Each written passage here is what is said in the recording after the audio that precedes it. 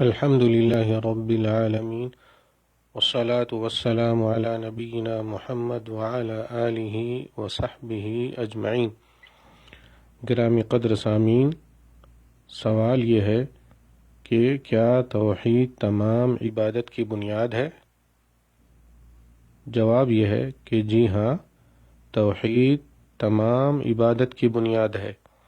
اللہ تعالیٰ نے جنوں اور انسانوں کو محض اپنی عبادت کے لیے پیدا کیا ہے۔ تمام رسول توحید اور عبادت سمجھانے کے لیے مبعوث کیے گئے تھے۔ اللہ تعالیٰ کی عبادت میں کسی فرشتے، نبی، بزرگ، پتھر، درخت یا جن وغیرہ کو شریک ٹھہرانے کی قطعاً اجازت نہیں ہے۔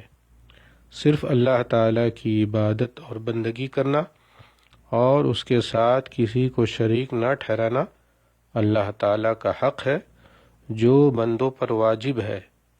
اللہ تعالیٰ کے تمام حقوق میں سے یہ حق بندوں پر سب سے زیادہ واجب اور مقدم ہے۔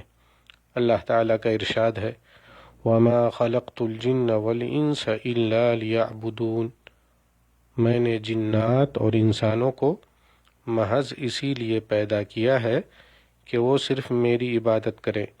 سورۃ الذاریات آیت نمبر 56۔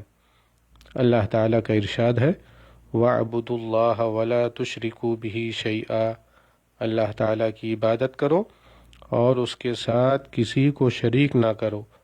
سورۃ النساء آیت نمبر 36۔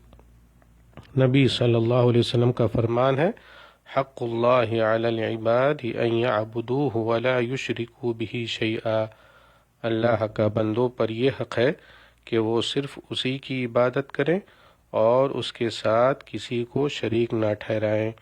رواہ البخاری و مسلم۔ والسلام علیکم ورحمۃ اللہ وبرکاتہ۔